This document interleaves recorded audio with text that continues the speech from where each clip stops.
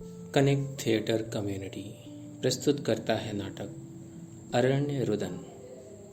लेखन श्री जगदीश त्रिवेदी और हिंदी रूपांतर किया है रुचा कापड़िया ने। प्रस्तुति है कनेक्ट थिएटर कम्युनिटी की।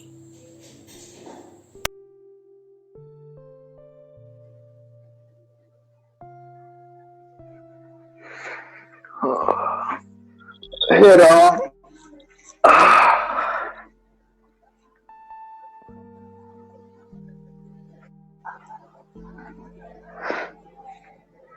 क्या सोच रही है लाजो? कुछ नहीं, तू हाथ धो ले। ठीक है। वैसे आज पता है खेत में क्या हुआ? अरे जब मैं खेत में हल चला रहा था तब कुछ ही दूरी पर एक नाग देवता आकर खड़े हो गए। उनके शरीर पे शिवलिंग का आकार भी बना हुआ था। ऐसा आकार हर नाग देवता पे नहीं होता। मुझे तो पता ही नहीं चला कि मेरे दोनों हाथ कब जुड़ गए। फिर मैंने उनसे कुछ मांगा। क्या मांगा पता है? मैंने कहा, हे नाग देवता, हम तो बहुत ही गरीब आदमी हैं। न हमने आपसे कभी कुछ मांगा, ना ही हमें कुछ मिला है। लेकिन आप हमारी बेटी को सुखी रखना, उसे हमारे गांव की, हमारे समाज की सबसे सुशील लड़की बनाना। बस इतना कहकर मैंने आंखें खोली, तब तक वो वहां से चले गए थे। मुझे लगता है वो हमारी बेटी को आशीर्वाद देकर चले गए। कुछ बोलती क्यों नहीं? क्या सोच रही है? हाँ? अरे मैं तुझसे पूछ रहा हूं, क्या सोच रही है? कुछ नहीं। कुछ खाती क्यों नहीं? भूख नहीं है मेरी। क्यों? भूख मर गई है मेरी। अरे भूख मर गई है मगर क्यों? तू खाना खाकर सो जा, रात आधी हो चुकी है। और तू? मुझे जब नींद आएगी तब सो जाऊंगी। अरे थोड़ा तो खाना खा ले, बीमार पड़ेगी फिर से। मैंने कहा ना, मेरा मन नहीं करता। ठीक है चल, एक आध रोटी दूं? आज नहीं। फिर कब खाएगी? मैं मर जाऊंगा तब? रोज रोज ऐसे ही बोल। निमासा कहाँ है? खाना खाकर सो गई।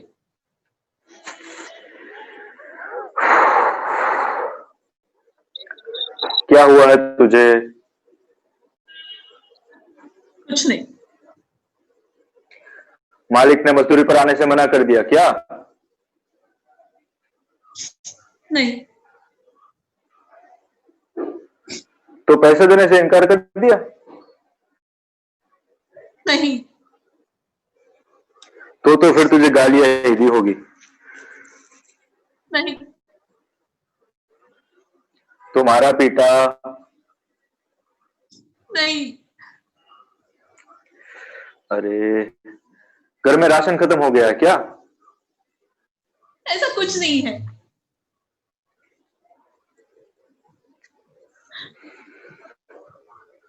थक गई है इस जीवन से? ऐसा मत बोल। तो फिर कुछ तो बोलो, क्या हुआ है तुझे? तू समझ पाएगा? हाँ, अगर तू समझाएगी। औरत बन पाएगा? हाँ, अगर तू बनाएगी। माँ बन पाएगा? वो तो मुश्किल है। ईश्वर बनने से ज्यादा मुश्किल होता है माँ बनना।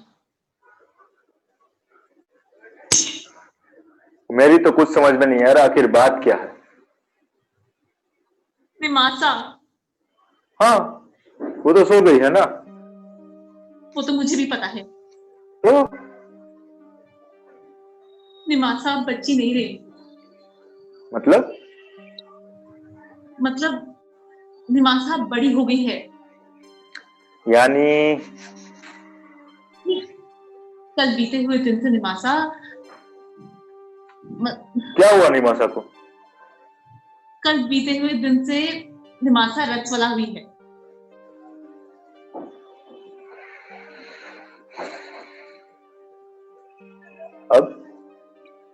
अब क्या? 5 दिन पूरे होने पर उसे स्नान कराकर नए कपड़े पहनवाकर देवी माँ के यहाँ दर्शन को ले जाना पड़ेगा। फिर देवी माँ जितना आदेश करेगी उतना खर्चा करना पड़ेगा। घर में पैसे कितने हैं? बहुत कम। तो तुम्हें पैसों की चिंता खाया जा रही है क्या? अरे चिंता सिर्फ पैसे की नहीं है, उससे भी बड़ी एक चिंता है। वो क्या? आज मालिक ने मुझे हवेली पे बुलाया था। अच्छा। कहने लगे कि अगर तुझे कर्जे से जल्दी छुटकारा पाना है तो कल से साथ में अपनी बेटी को भी लेकर आ।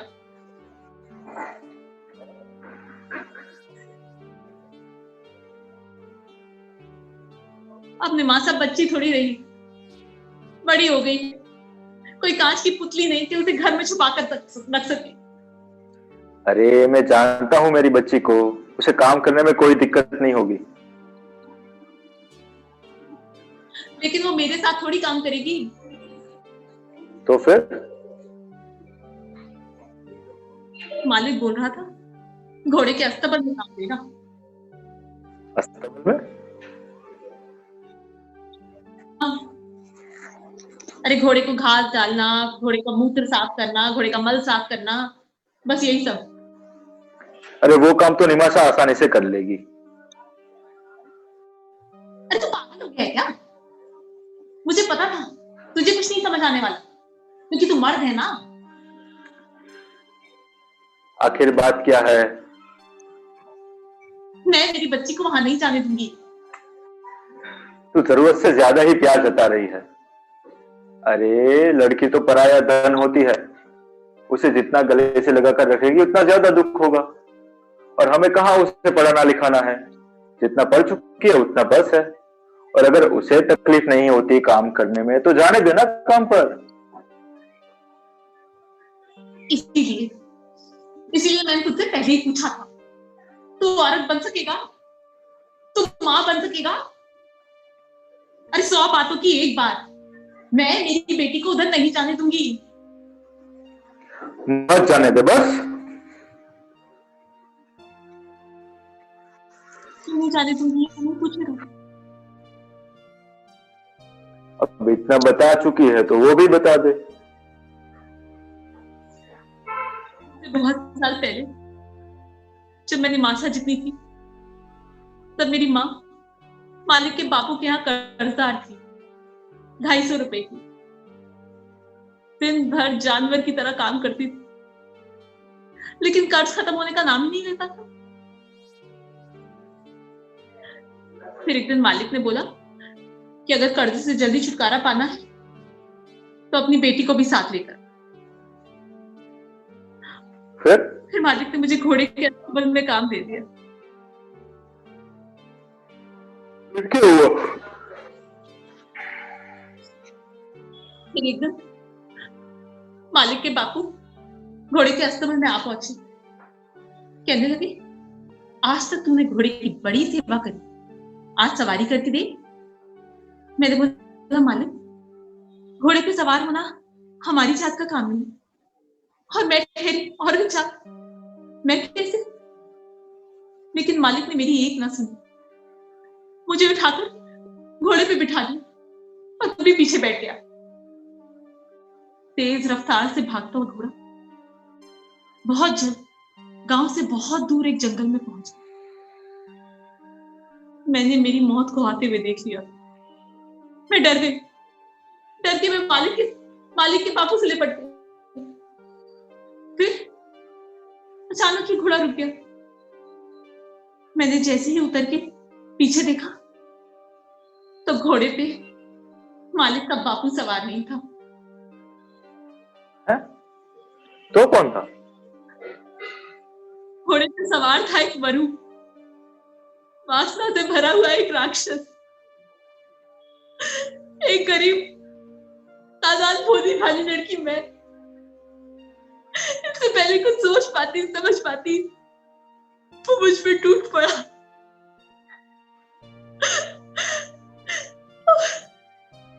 जंगल की उस काली अंधेरी रात में मैं चीखती रही, चिल्लाती रही, लेकिन गांव तक ना मेरी दर्दनाक चीखें पहुंची और ना ही मैं पहुंच सकी। वासना से भरे हुए उस राक्षस ने बुद्धि को तोड़ दिया, मरोड़ दिया, तोड़ दिया।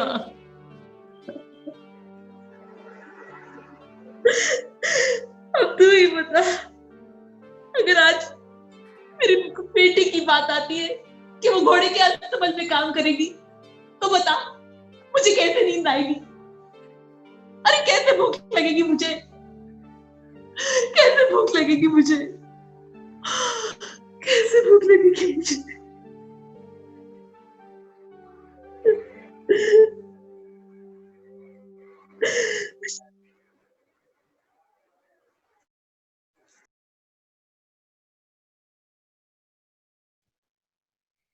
एक बार गांव में सभा लगी हुई थी।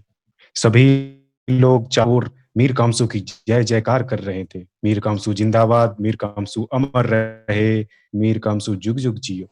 तभी एक किसान आता है और बोलता है, मीर कामसू मुर्दाबाद, मीर कामसू तू पापी है, ये सब डर के मारे तेरी प्रशंसा कर रहे हैं। तभी मीर कामसू के लोग उसे वहां से उठाकर ले जाते हैं और उसे मारते हैं। और मीर कामसू देख लिया आप लोगों ने, हम आप लोगों का कितना ख्याल रखते हैं, लेकिन कुछ लोग हैं जो हमारी भावनाओं को नहीं समझते। ऐसे लोग हमारे गांव की भलाई नहीं चाहते और इन्हीं लोगों की वजह से हमारे गांव में आए दिन सूखा और अकाल जैसे संकट आए रहते हैं। इसलिए विद्वान जनों की बात मानकर हमने ये फैसला किया है कि हम देवी माँ की पूजा करके उसे प्रसन्न करेंगे, ताकि आप सब लोग सुखपूर्वक जीवन जी सकें। मीर कामसू की जय हो, मीर कामसू अमर रहो, जुग जुग जियो मीर कामसू, मीर कामसू अमर रहो।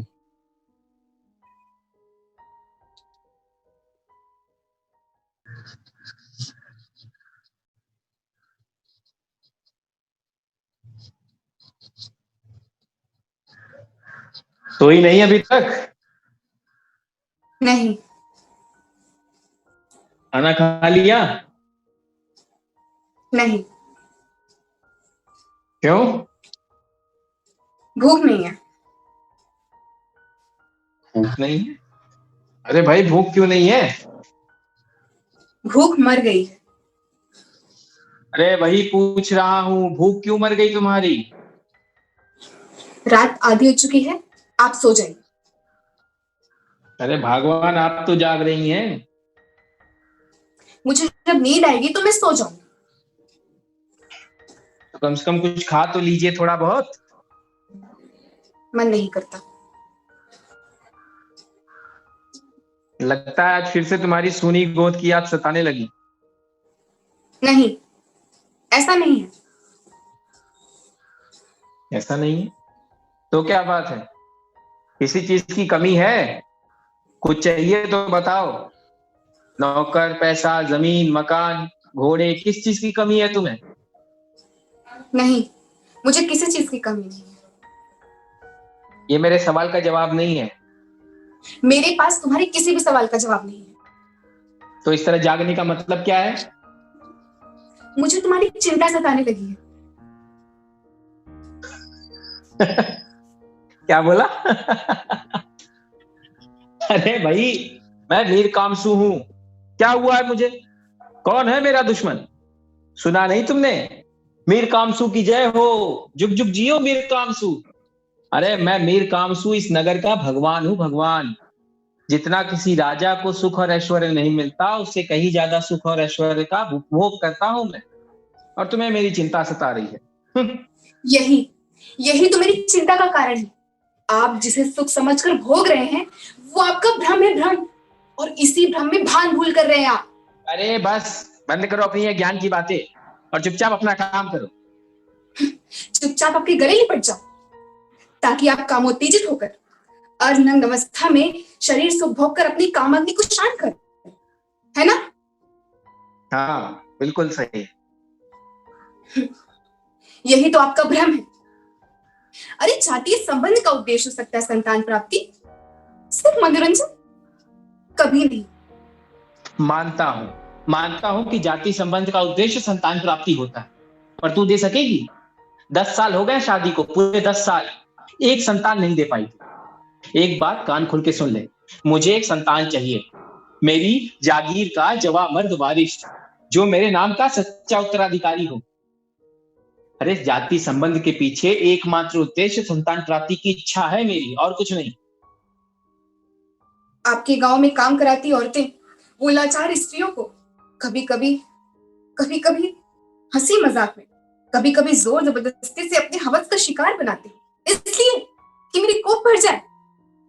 चुप हो जा। ये सब कुछ नहीं।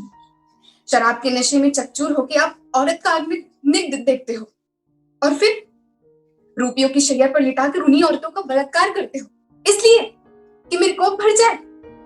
मैं कह रहा हूं खामोश हो जा एकदम। ये सब तो कुछ भी नहीं।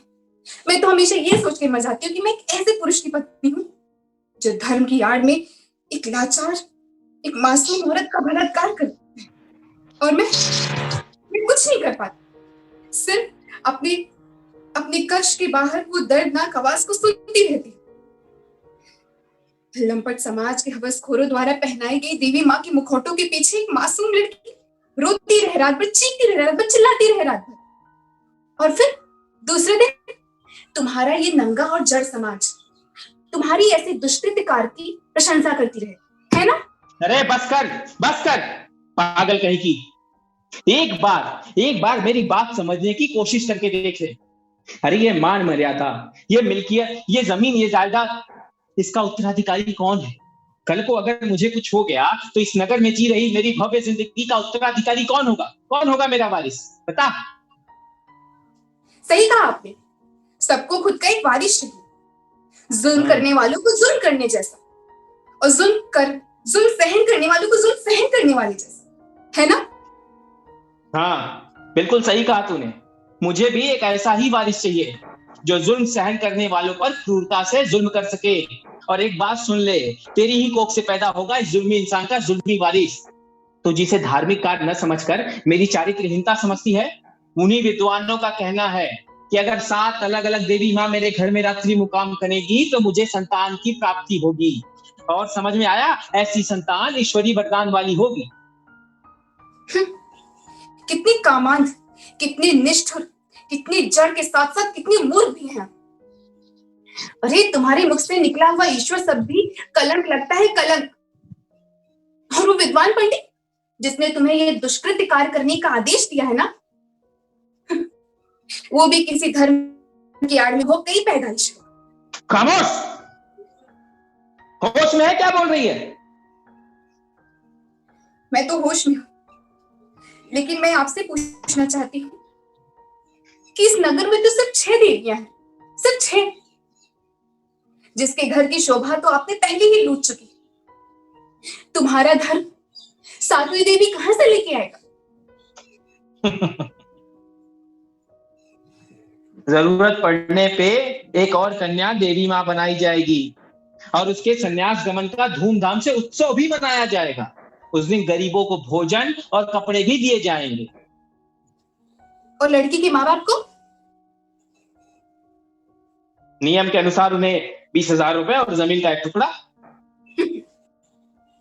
जमीन के एक टुकड़े के चलते कुछ चंद रुपयों की खातिर आप एक दिल की धड़कन लूट लोगे।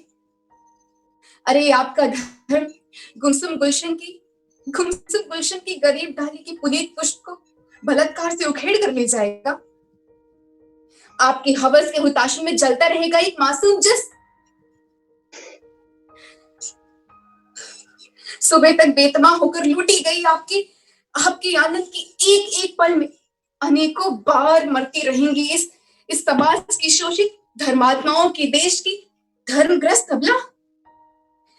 इस तरह से मेरे कोख में होने वाला बच्चा मुझे कभी भी नहीं चाहिए। एक बात ध्यान से सुन ले तुम मेरी कामसू। मैं तुम्हारी मैली मुराद पर पानी फेर दूंगी, तुम्हें कभी सफल नहीं होने दूंगी। कभी नहीं, कभी नहीं, कभी नहीं, कभी नहीं।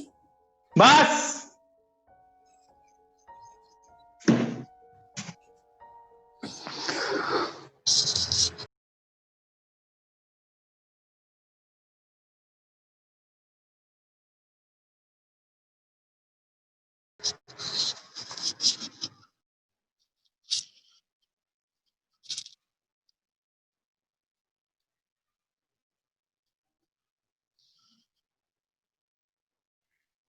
अकेले आई हो काम पर? जी मालिक।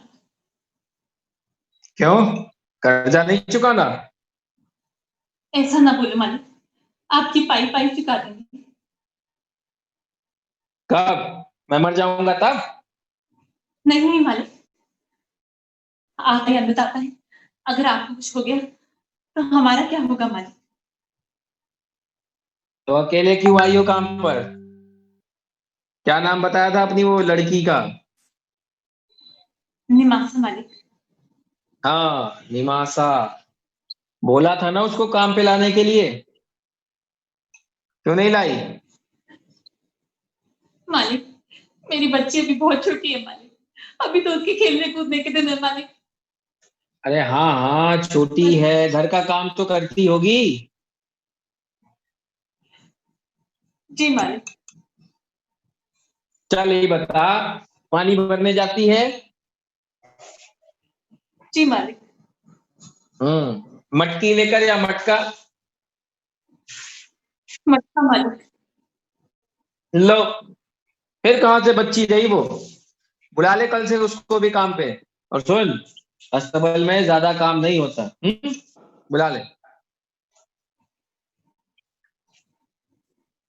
मुझे मालूम है मालिक कि अस्तबल में ज्यादा काम नहीं होता। तूने कब देखा अस्तबल? बहुत साल पहले मालिक, जब मैं छोटी थी, तब आपके बापू ने भी मुझे घोड़े के अस्तबल में ही काम दिया। तब से मुझे मालूम पड़ गया कि घोड़े के अस्तबल में ज्यादा काम नहीं होता। चुप, एकदम चुप। मेरा हुक्म है यानी मेरा हुक्म है, समझ गई?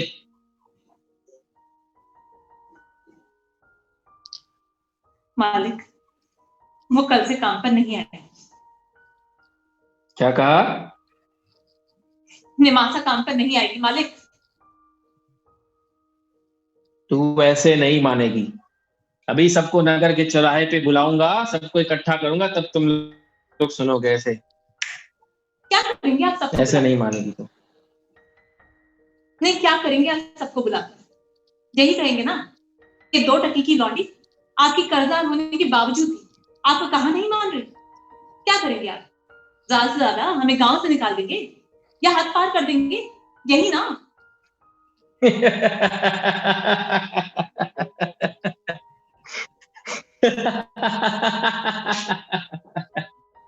यही तू धोखा खा गई ना। इसलिए मैं किसी को नहीं बुलाऊंगा, बल्कि उस दिन नगर के उच्चासन पर होगी नगर की सुखी प्रजा, और नीचे होगी हमारे टुकड़ों पे पलने वाली नगर की कंगाल प्रजा, और बीच में बैठे होंगे नगर के विद्वान जन। तब मैं ऐलान करूं, प्रिय नगर वासियों, जब तक मेरी बात पूरी न हो जाए आप लोग शांति बनाए रखें। जैसा कि आप सब जानते हैं, इस साल बारिश की एक बूंद नहीं। पता है क्यों? क्योंकि नगर में पापाचार बहुत बढ़ गया है, और इसके जिम्मेदार हम और आप हैं, क्योंकि हम सब ईश्वर को भूल चुके हैं। इसलिए अगर आप चाहते हैं कि नगर में पाप कम हो, सुख समृद्धि बढ़े, अगर आप चाहते हैं कि अच्छी बारिश हो, अच्छी फसलें काटी जाएं, तो हमें आपको मिलकर एक धार्मिक कार्य करना होगा। बोलो, मंजूर है? मंजूर मालिक, मंजूर। तो मेरी बात ध्यान से सुनिए। हमारे नगर में नादुरप्पा के घर उनकी बेटी निमासा रहती, जो अत्यंत धार्मिक है। रंग रूप का अंबार, ऊपर से धार्मिक। अरे मैं तो कहता हूं फटे कपड़ों में लिपटा हुआ रत्न है रत्न। हमने उसकी कद्र नहीं की कभी। अगर आप चाहते हैं कि हमारे नगर में सुख समृद्धि आए तो हमें आपको मिलकर निमासा को देवी मां के रूप में स्वीकार करना होगा। ऐसा मैं नहीं कह रहा हूं, ऐसा नगर के विद्वान जन कह रहे हैं। तो बोलो, मंजूर है? मंजूर मालिक, मंजूर। मंजूर। मुझे पहले से ही पता था, जो मेरा मत होगा वही लोक मत। अब बता, अब क्या कर लेगी?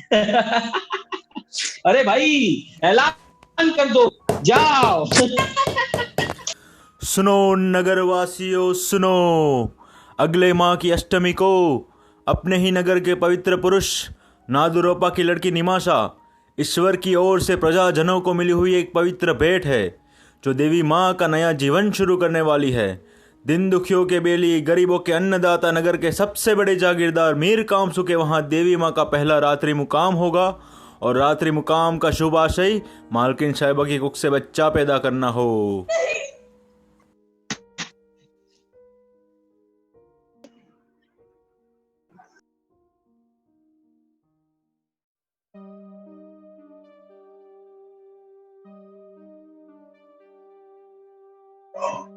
क्या सोच रही है?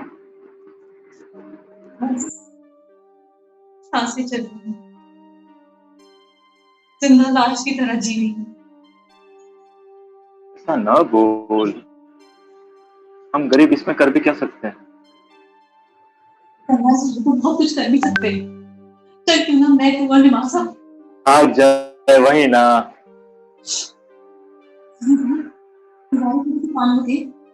हाँ चल, मैं और तू निमासा भाग चल, कहीं बहुत दूर। जाएंगे कहाँ? बहुत दूर चले जाएंगे, जहाँ प्रजा का प्यासा कोई राजा ना हो और राजा की हाँ में हाँ मिलाने वाली कोई प्रजा। पागल है तू, पागल। ऐसा कोई गांव बचा भी है, पता है तुझे? ठीक है चल मान ले, ऐसा कोई गांव बचा भी है, फिर भी ये यौवन के द्वार पे खड़ी लड़की को लेकर कहाँ जाएंगे? 4 दीवारों में हम निमासा के शरीर को नहीं छुपा पाए, वहां तो ना हमारे पास छत होगी ना ही दीवार। बात करती है भाग जाएंगे। मैं कुछ भी करने को तैयार हूं नादुरप्पा। मैं हर कीमत पे अपनी बच्ची को बचाने के लिए तैयार हूँ।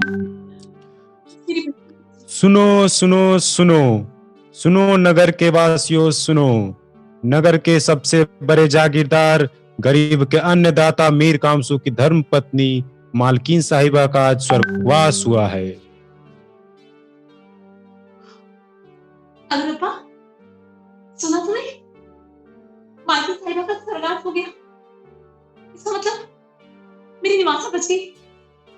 अरे जब बच्चा पैदा करने वाली मालकिन ही नहीं रही तो मेरी निमासा को देवी बनाकर क्या करेंगे? हे भगवान, तूने मेरी बच्ची को बचा लिया। भगवान तू बचा ले। अब ध्यान से सुनना, कुछ समय बाद ढोल बजेगी और घोषणा होगी। हाँ नादुरप्पा, हाँ ध्यान से सुनना। अभी ढोल पीटे जाएंगे और ऐलान भी होगा, लेकिन एक बात कान खोल के सुन ले, मेरे बाप की रख है। मैं हार मानने वाला नहीं। हार मानना हमारे खून में नहीं। अरे बच्चा पैदा करने वाली नहीं है तो क्या हुआ? बच्चा पैदा करने की इच्छा से भरा हुआ ये शैतान अभी भी जिंदा है। और जब तक मैं जिंदा हूं, मेरी इच्छाएं जिंदा है। और जब तक मेरी इच्छाएं जिंदा है, तब तक मेरी पत्नी के प्रति प्रेम भी जिंदा है। समझ गई? ध्यान से सुनना नादुरप्पा, ध्यान से। और अगले माह की अष्टमी को अपने नगर के पवित्र पुरुष नादुरप्पा की पुत्री निमासा, जो कि ईश्वर की ओर से प्रजाजनों की मिली हुई एक पवित्र भेंट है और जो देवी माँ का नया जीवन शुरू करने जा रही है। दिन दुखियों के बेली, गरीब के अन्नदाता, नगर के सबसे बड़े जागीरदार मीर कामसू के वहां देवी माँ का पहला रात्रि मुकाम होगा। और अब रात्रि मुकाम का शुभ आशय मालकिन साहिबा के आत्मा का शांति और मोक्ष दिलाना होगा।